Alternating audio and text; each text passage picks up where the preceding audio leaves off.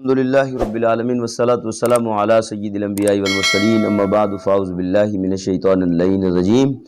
بسم اللہ الرحمن الرحیم۔ ناظرین کرام، احباب ذی وقار، ابو نعیم حلیہ کے اندر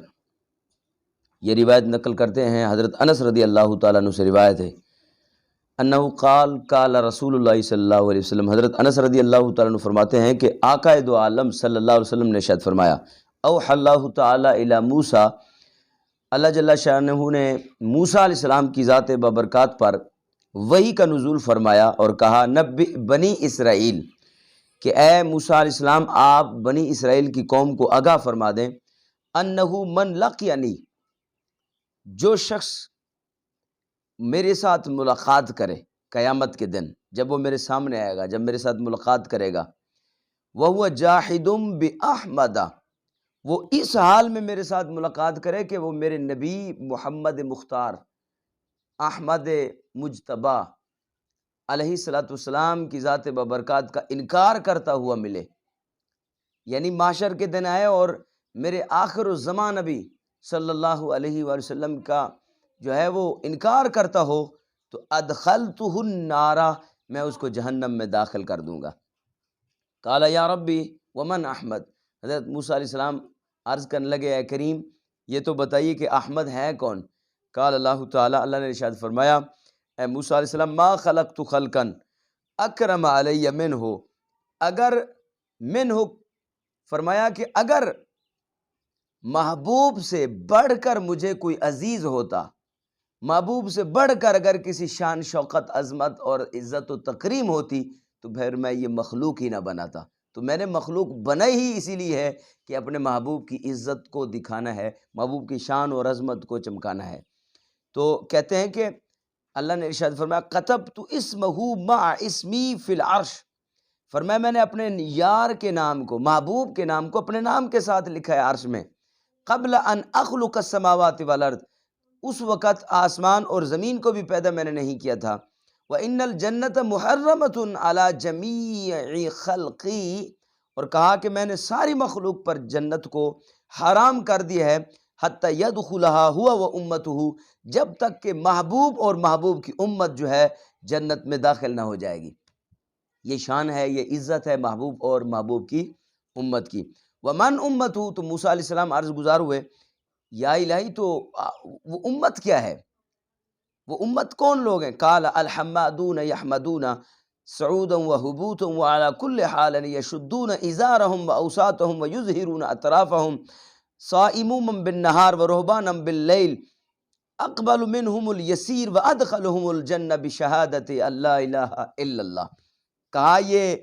امت مصطفیٰ کی یہ شان ہے کہ وہ حمد و ثنا کرنے والے ہیں، ہر حال میں اپنے انہیں ازاروں کو کسا ہوا ہے، وہ دن رات جو ہے میری عبادت میں جو ہے وہ مشغول ہیں، دن میں روزہ رکھتے ہیں، رات کو عبادت کرتے ہیں، میں ان کی تھوڑی عبادت کو قبول کرتا ہوں اور انہیں لا الہ الا اللہ کی شہادت پر انہیں جنت کا داخلہ عطا فرماتا ہوں۔ یہ اس امت کی شان ہے۔ تو قال موسیٰ علیہ السلام، حضرت موسیٰ علیہ السلام عرض گزار ہوئے، یا ربی فجعلنی نبیا تلک الامہ، حضرت موسیٰ علیہ السلام عرض کرنے لگے کہ الہی ایسی شانوں والی اگر یہ امت ہے تو پھر اس امت کا مجھے نبی بنا دیجئے۔ قال نبیہا منہا، کہا کہ وہ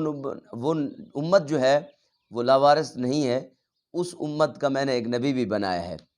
قال اجعلنی من امت ذلک النبی، کہا اگر اس امت کا مجھے نبی نہیں بنانا تو جب وہ امت اتنی بڑی شان والی ہے تو وہ نبی کتنا کمال والا ہوگا، تو پھر میرے الہی پھر مجھے اس نبی کی امت ہی میں شامل فرما دے۔ قال استقدمت واستأخرت ولکن سأجمع بینک وبینہ فی دار الجلال، فرمایا ہاں کل قیامت کے دن میں اس نبی کو اور آپ کو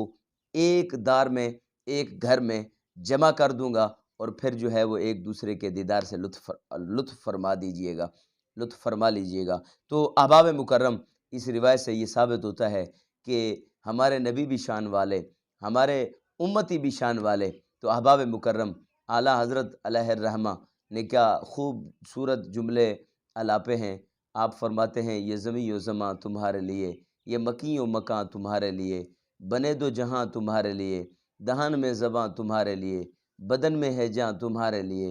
ہم آئے یہاں تمہارے لیے، اٹھے بھی وہاں تمہارے لیے۔ یہ سب کچھ محبوب کے لیے بنا ہے۔ انبیاء بھی وہ ایک فخر سے یہ کہتے ہیں کریم کی بارگاہ میں کہ ہمیں اس محبوب کی امت میں بنا دے۔ تو اب ہمیں محبوب کا امتی ملنا نصیب ہوا، امتی محبوب کا ہونا نصیب ہوا، یہ بڑے کمال کی بات ہے۔ تو اعلیٰ حضرت علیہ رحمہ فرماتے ہیں پیدا ہوئے تو امت کی یاد تھی، جب گئے تو امت کی یاد تھی، ہر حال میں محبوب نے امت امت کہا، تو اس امتی پر لاکھوں سلام ہونے چاہیے۔ ٹھیک ہے نا جی؟ وہ کہیں ہم کہیں یا نبی، وہ کہیں امتی، امتی تیری قسمت پہ لاکھوں سلام۔ یقیناً میرے آقا نے ارشاد فرمایا ہے کہ انا حظکم من الانبیاء، میں انبیاء میں تمہارا حصہ ہوں، وانتم حظی من الامم، اور امتوں میں تم میرا حصہ ہو۔ تو ہمارا محبوب کا امتی ہونا اور آقا کا ہمارا نبی ہونا یہ کچھ چھوٹا کمال نہیں ہے، یہ بہت بڑا کمال ہے۔ ہم دعا کرتے ہیں اللہ ہم سب کو محبوب کا حقیقی امتی بنائے اور سچا امتی بنائے اور وفادار امتی بنائے۔ وما علیہ الا البلاغ۔